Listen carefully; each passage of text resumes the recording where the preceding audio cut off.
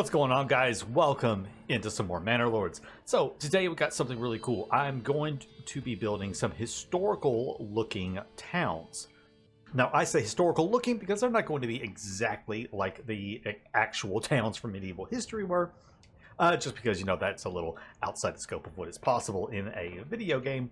But I've gotten a lot of great inspiration from the interwebs. I've got some images popping up on screen right now, some stuff I was looking at.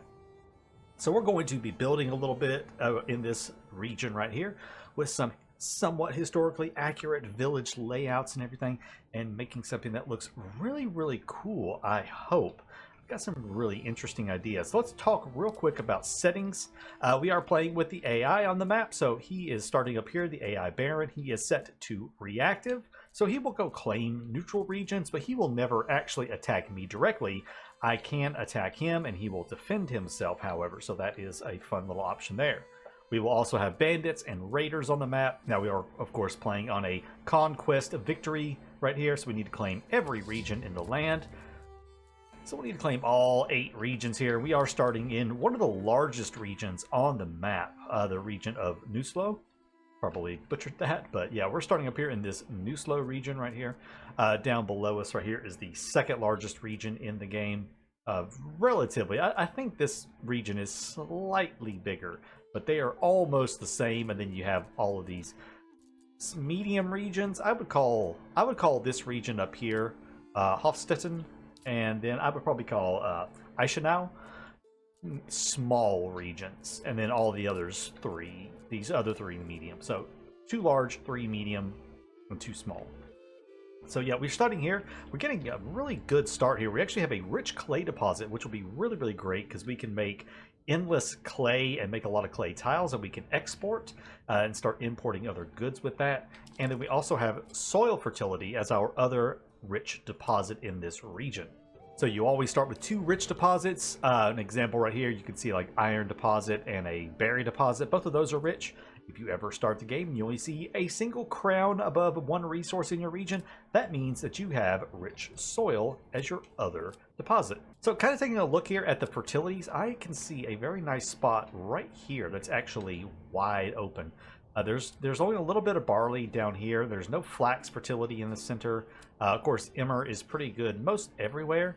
So I think this is about where we're going to start our village at, is somewhere right over in here. I don't want it to be perfectly straight. No, this is not the Midwest America, so we don't want a perfectly straight line coming off the road. We want that a little curved and kind of going between those 2 hills. We got a couple of little hills right here. Oh, a little elevation going on. Now I'm thinking about we will do the farmland around it, so no flax right there. We may do some flax across the way there and then get some barley on this backside, but for right now I think our village is going to go right here along this road, along this little road at the moment, and then we'll kind of branch out from there. Now I did see a really interesting design that I want to try to emulate, so give me just a second and let me play around with this layout. All right, there we go. This kind of like little, it kind of widens in the middle, and this right here would be what is called the village green. A lot of medieval towns actually had a circular or oval shaped area in the middle of the town, and that would be where it would like a communal gathering area, or a lot of times it would also be a place where it's just an open pasture, and herds could be brought into this village green, you know, to protect them from bandits, raiders, things like that, have them in at night. It was a multi-purpose communal green space area in the middle of town. It also served as a market area. Markets would pop up here from time to time, so we may utilize a little bit of that as well. But for the most part, our town is going to be going along this road right here. Now, it may expand out. We may, you know, have some sections of it coming off here, but, you know, no grid layouts. No grid layouts. You know, that's not really typical for this period to have, you know, a big grid of houses. This particular layout is called the and I'm probably going to butcher this because it's a German word, the Angerdorf. It was called the Angerdorf. This particular layout and everything right here. So houses along the sides with that little green space in the center. And there was another layout that was also kind of popular back then, and it was more of a planned layout called the row, or the, I'm going to butcher this, Reyendorf? Reyendorf? Reyendorf? It's called the row, basically. It literally was just like this, maybe with a T intersection coming off, and that was it. It was a very planned out village and everything. So we may have a couple of villages in this region and use a few different layouts. But let's go ahead and get our early game stuff set up and running. Things like the lumberjack. We want that woodcutter's lodge to make firewood, hunting, and foraging. So we got hunting way over here. We have foraging way over here, and we kind of got the wood in the middle. What I think we're going to do is going to get that logging camp right there. Then I'm going to put the forager kind of back there a little bit further. Yeah, let's do something like this. Something like that right there for the forager's hut. The hunting camp, I can actually have that, you know, I don't have to put that right next to the animals. We can maybe put that right over here. People are going to have to walk a little ways. I could have probably kept trying to re-roll to get a map that was a little more compact with the resources, but these two particular regions, it's really hard to get resources that are right next to each other. If you do, you're super lucky. It's such a big region that everything is really spread out on it. Then the last thing we are going to have is that woodcutter. I think I'm going to do the woodcutter actually back here. Yeah, I want to do the woodcutter back there. There we go. All right, so the Baron is here, Baron Hildebert. So he's just here to tell us that he has arrived in the region, and you know he doesn't want to bother us, but you know he'll defend himself. So we got all that built. The last thing I always like to build very first is going to be a second hitching post. I'm going to place that right there, and I am going to set that as a highest priority because I am starting with 100 regional wealth on double resources, so that's going to let me go ahead and buy a second oxen. That'll just speed up my early game building. So instead of one oxen transporting lumber around, I will have two. Now here's a little trick right here. At the early game, you're going to have your 5 unassigned families. You need unassigned families to build stuff. You want to go ahead and get logging going, but you don't need food just yet. You do have 35 food to start, and you do have 40 firewood, and we don't need firewood anytime soon. Go ahead and assign someone to that logging camp and start getting logs brought in, but don't worry about assigning everybody to the other stuff just yet. Leave those unassigned families there so you can go ahead and start placing down houses, and those houses will be built a whole lot faster. Now for our houses, we are going to do the weird crazy thing with long skinny plots like this. That's 1, 2, 3, 4, 5. That's enough for our initial 5 families. Now the reason I'm doing these big long skinny plots is twofold. One, it's actually very historical. Houses in the medieval ages, people had their houses, and behind them they typically had long skinny plots of land that they owned, and those would be vegetable farms, livestock, things like that would be kept behind their houses in these long narrow plots. So it's actually very historical to have these plots like this. The big fields, the famous 3-field system that medieval Europe was very well known for, where you would have 2 fields growing something with 1 field fallow. It would typically be a spring planting in one field, an autumn planting in another field, and then a 3rd field fallow, and then they would rotate the following year. Those fields were typically communally owned and everything. They were owned by the community. Sometimes they were also owned, they were divided up into plots, so like one field could be owned by multiple people and have like a section of each field was owned by somebody, but a lot of times they were also just communally owned. But then the fields behind the people's houses, those were locally owned by the person who owned that house. So we're going to go and get vegetable farms behind all of these houses. I'll be able to get 2 more vegetable farms with my, well, 2 more. Yeah, 2 more vegetable farms. And that's my 5 vegetable farms for the 5 houses. So yeah, if you start with double resources, which unless you're playing a really hardcore game and you're trying to, challenge yourself, go ahead and just start with double resources. It just makes it, it just gets the early game by a little bit faster. Go ahead and do it. It's not cheating. And that's going to give you enough regional wealth for a second hitching post, a second oxen, and 5 vegetable gardens, so you can start producing some food. All right, and there we go. So Nuslo has upgraded to a small village right here. We do have 1 development point available to us. I'm going to go ahead and start heading towards better deals. As of right now, better deals is really overpowered. In the current version of the game, I'm playing version 0.7.1 of the early access release. And this right here reduces all import prices by 10. And once we get that, I will show you how good it is. So we're going to pick up trade logistics. This this technology caps the cost of opening a new trade route by 25. Otherwise, they can get very, very expensive. I'm talking like hundreds and hundreds of gold to open up a trade route. This right here, very crucial. Trade is really powerful in this game, and you want to minimize the cost as much as possible. All right, we've got our 5 houses. I want to go ahead and at least get water going for our people here. So we're going to put some water in. Let's see. Actually, you know what? The village green would be a great place for the water. So let's put the water right there in that village green. That'll get that taken care of.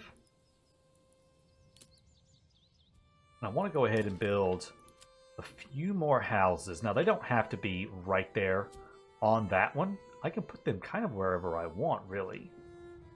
I wouldn't mind going over this way a little bit, maybe. Once these 3 are done, I'm going to go ahead and assign people to their jobs so we can start getting food, because food is starting to go down. We also want to go ahead and get that market placed. Now for the market, I am thinking about utilizing the village green. For that would give me 40 spaces in the village green if I did it there. So maybe like 1 down here. And then later on we may build another one over on that end right there. Because the village, like I said, the village green was used as a place for markets and everything. So I can totally see that being a thing. Ah, man, this is the best part of the game right here. Walking around and taking a look at your settlements and everything. We've got a, a tannery being built right here. Kind of right alongside the road to the hunting lodge back there that you can see, or the hunting cabin rather. Oh, there's our oxen, and there's the lumber being brought over there to it to get that constructed. Then we can go right up into town right here and look around at our first houses, our first burgage plots being constructed right there. The existing houses with their giant vegetable fields in the back, looking rather lovely. It's so good looking. Continue on, we actually start seeing the green space, the village green in the background right there as we come up into that. I could have made that actually a little bit bigger, but I think it'll be okay. This is going to be more of a smaller town right here. But yeah, this is a decent little village green. Got a few market stalls, the well right there. And I did go ahead and construct a couple more houses just to go ahead and start adding in a little bit of life around the village green right here in the middle. And off in the distance there, you can see the woodcutter's lodge. Oh, and he is bringing us some firewood. Very cool. I lose myself. I lose hours of my life just wandering around looking at these villages. Just thinking about what it's going to look like one day. Giant level 3, and later on, once the game fully releases, a level 4 houses surrounding this village green right here. Just creating a canyon and everything. Oh, it's going to look so cool. But for right now, very small, very simple, and we got a long ways to go. Alright, we are at the start of year 2. Winter is in full force, and as you can see, oh man, it's just looking absolutely awesome. We've got our church built just past that tree line, just on the other side of the road, and I think that looks so cool. It just kind of gives it that, the church is special. It's a little separate from the rest of the town. It sits back there. It was a very interesting thing. Churches a lot of times in medieval ages were built, sometimes they were built in the middle of the town. Sometimes they were even incorporated into the village green. Uh, medieval Birmingham in England is actually a really great example of that. It had a huge, massive village green, and the church was actually built inside the village green. And then sometimes churches were built outside of it. Sometimes the churches were built within the walls of the local manor of the local lord. The churches were just built all kinds of places. So for this one, I decided to put the church just a little outside of town and everything in its own secluded little spot, just to make it feel just a little special right there. I really liked that. But we've got everything stocked. We have everybody working somewhere. We've got 3 unassigned workers. We're not going to assign anybody to the church right now. It's actually not required. It's actually not required to do that, so I'm not going to put someone there. You only need someone working at the church if you have, you'll have a notification on top saying that there's bodies that need to be buried. Usually you only lose people if they die from raiders and bandits. That's typically it. So if you don't have any reason to have any bodies buried in the church, you don't need anybody assigned to it. You do want someone assigned to the granary, which I also want to go ahead and upgrade that granary. I clicked that too. Just go ahead and get those as large. That way we have plenty of storage space in them. I don't have to worry about storage space. We're going to get those upgraded, and we'll be ready to upgrade our burgages to level 2. That's going to be really nice. It's going to start getting us some income generated. I did go and clear out a bandit camp that was like right there across the border. And I took that cash right there that I got from it, and I upgraded these burgages with vegetable gardens so I could have more vegetables coming in for food. Alright, Nusla has now reached the medium village level. We have our first level 2 burgages. Oh, beautiful, beautiful buildings up too. I just absolutely love the way they look. So nice looking right there. So, village is growing steadily and everything. We've got our men coming back. I did send them off to clear out yet another bandit camp. I want to keep those off of the map as much as possible because bandits will steal your resources. In early game, it can really, really hurt to have those resources taken. But we got to get all of our guys back to work, especially the husbands and sons, because we're not getting any sort of resources coming in. We're kind of at a standstill right now in terms of resources.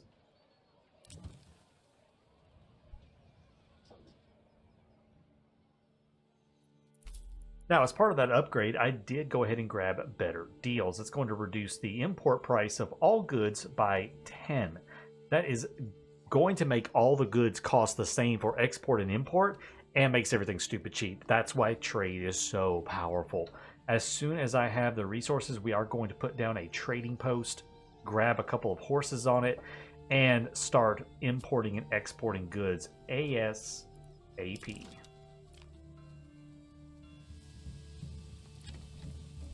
Now, I want to go ahead and start getting trade set up and ready to go. Now, our trading, what is this thing called? The trading post. I think I want it somewhere, I don't want it like in the middle of town, but I want it somewhere, you know, it's going to be decent. So you know what? Right outside town is actually not a bad idea. Let's put the trading post just outside town right there. Once I get that right there built, we'll take a look at the costs of everything and we'll make a decision on what exactly I want to go ahead and start producing there and trading off. Because I'm going to start importing stuff pretty quickly, especially like meat. These wild animals right here, it just can't keep up. If this was a rich wild animal deposit, it'd probably be a lot better. But since it is not, it really quickly becomes a problem with keeping up with enough food and everything from it. These foragers right here, what are they doing? Oh, okay, he's over there plowing. So he's trying to get veggies. That's fine. Alright, we have our trading post done and constructed. I'm also building a hitching post right next door to it. That way I can hire a horse to work at the trading post. That's just going to allow me to move more goods faster. If we look at the trade itself, you can see that the export-import prices are all the same. This is because I am using that tech deal. This is because I'm using that development point for better deals. Normally, it would be 1 stone for an export, and if y'all wanted to import stone, it would be 11, okay? Spears would be the same, 7 on export and 17 on import. So you can see quickly how insane this gets. 24 for export, 34 for import on the plate armor. Yeah, you can see how powerful it really is. So what I want to look at is, I'm actually curious about roof tiles. Roof tiles sell for 8. That's really, really good. That's like, what, other than other than plate armor, that is one of the highest things. And we do have a rich clay deposit. So we're going to be able to export clay tiles and make quite a bit from that. Now, a lot of people do war bows just because they are really, really easy to make, and they take 5, and you can get 5 for them. The problem with war bows, of course, it does take timber and planks and stuff, and that can get a little, weird. If you have a rich clay deposit, definitely do roof tiles. It's super easy to make, and they make so many of them, and you will have an absolute crap ton of those things. Make several clay tile factories, and you'll be pumping out clay tiles, and it's really, really good. Also, like, in the same vein, if you have a rich iron deposit, which I don't, but if you have a rich iron deposit, you could do a similar thing and put down an iron mine on it, upgrade it to a deep mine.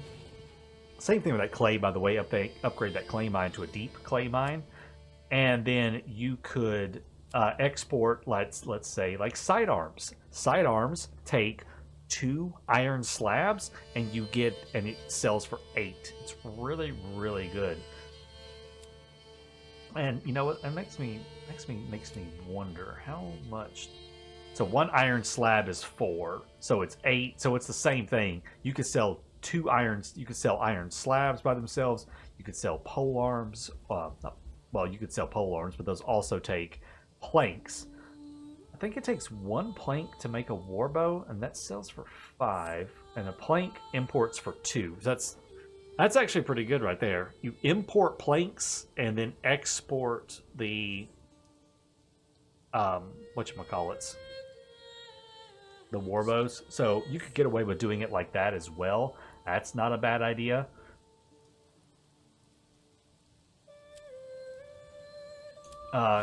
Roof tiles are 8.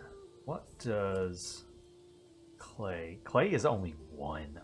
I don't know how much clay it takes to make roof tiles, though. I have no idea how much clay it takes to make a roof tile. Even if it was like 4 clay to a roof tile, that's still a profit. That's really, really good. That's really, really good. So yeah, we're definitely going to be doing roof tiles. Also do small shields. That would not be a bad one. Yeah, there's some really, really good ones in here. Most definitely. What was that? Okay, harvest season is ended and mercenary companies available. That is fine. Alright, so now that I'm done fawning over that, let's go ahead and I'm going to go ahead and start working my way down to deep mining down here. I want to get that unlocked as soon as possible, so we'll go ahead and grab the charcoal. I am going to get that mining pit up and running, though. That way I can start. I mean, this has got over 3,000 clay in it, so I'm not going to run out anytime soon of clay. I'm not concerned about that at all.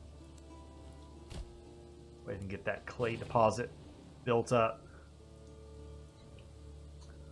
And I just need to get some more housing going, upgrade housing as well. Let's upgrade these guys to... Oh, is that all my... Oh, you just don't have the needs met. Okay, that's fine. All right, we'll upgrade these guys. There we go. Now everybody's upgrading. That's just going to start bringing in even more cash to us, so happy with that idea.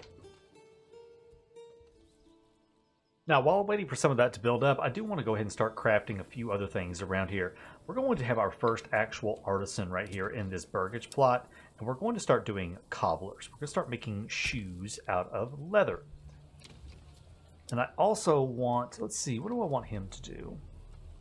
I really want a joiner right now. I'm not going to want shields and everything else. I don't really care about that.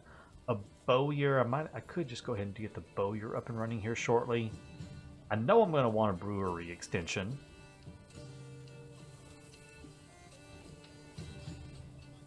I may go ahead and get a brewer. I may go ahead and put that in. Just go ahead and get it done. That way it's done, it's out of the way. And I've got 7 timber available, so I could go ahead and get a few more houses here.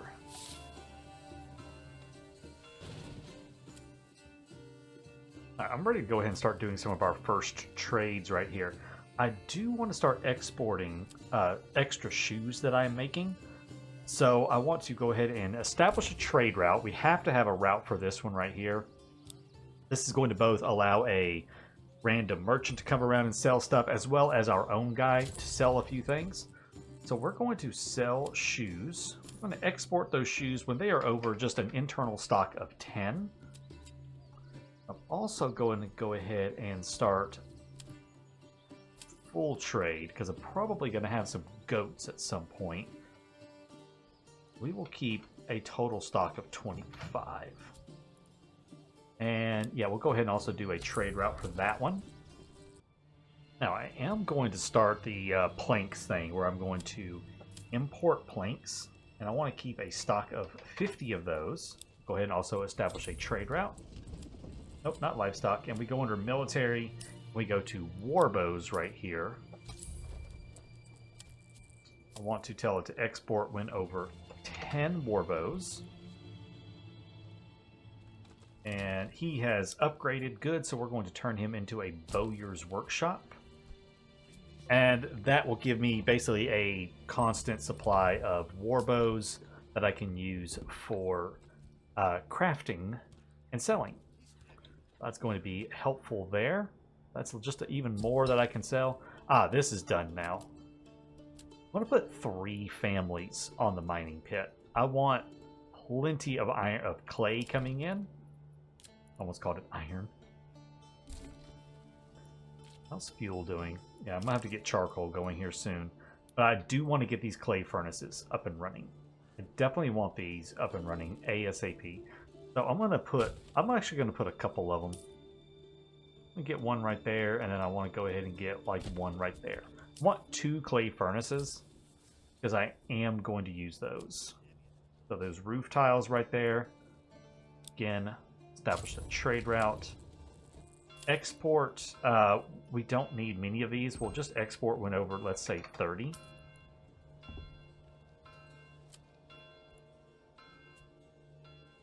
Yeah, and I really don't even need to import the clay, because I'm going to have more than enough of that. Awesome. And that's going to take care of the early part of that right there and get us some trade goods coming in. Now, this thing is so far away, but that's okay. You know, people in the medieval ages had to do a lot of walking, to be honest with you. They had to walk a lot. All right, there is... You know what? I take it back. I only need 1 right now. What am I doing? We'll put 2 families on that. Also going to go ahead and put down a charcoal kiln. Let's see. I'm actually going to put the charcoal kiln... Oh, wow, you have kind of like just decimated that area, haven't you? You truly, truly have. My forester's hut up here apparently also cannot keep up with that.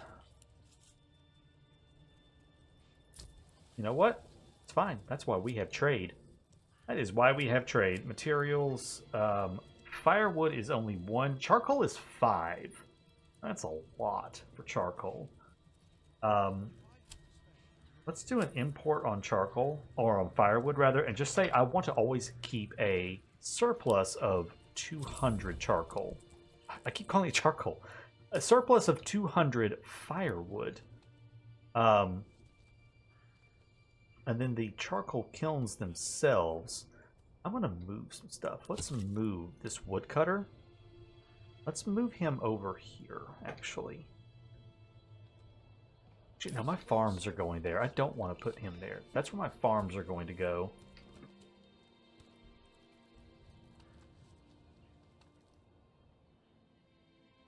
You know what? He's fine back there. we'll put the charcoal kiln right next to him. Yeah, we'll put that charcoal kiln right next to him. That'll be good. That'll take care of that. We've got 3 unassigned families right now. And roof tiles are starting to come in. And we will soon see our regional wealth start to absolutely skyrocket. Look at the vegetables. Oh my god. So many vegetables. Holy crap. 230 vegetables. That's basically where all of our food is coming from at the moment. So we are going to have to move into some other types of food production here pretty soon. Farming is what I'm thinking of, as well as I'm going to start importing meat. We only need 3 food types. We only need 3 food types because we can't go to level 4 right now. We can only go up to level 3. Once you get to level 3, it does open up a 4th food type requirement. But in terms of how far we can go in early access, only need 3. So if I import meat, just meat, I think aren't they all the same? I forgot. What's the cheapest? I could import eggs. Yeah, meat's really cheap. I could just import meat. We can get rid of the forager. Get rid of that up there. Yeah, and just import meat, and that'd be it. And that's going to give us enough to sustain our population with. So yeah, I think that's going to be the ticket. There's the kiln. We'll get that going. Alright, I'll pour Forester's Hut. I do have 2 assigned there. Let's assign 2 to the Forester's Hut. I want to keep plenty of trees growing. That way these logging camps don't have to go too far to cut down any trees. So I don't want them having to run around all over the place trying to do that. I'll probably do is assign another family to this once we have some more burgage plots going and start producing some more leather. Since we have lots of hides, very little leather. We got to get some more of that coming out, but that's all going to have to be for the next one, guys. Thank you so much for joining me for some more Manor Lords. I'm super excited about this game. I cannot wait for you all to get your hands on it when it releases on April 26th. So until the next video, guys, take care, and I will see you then.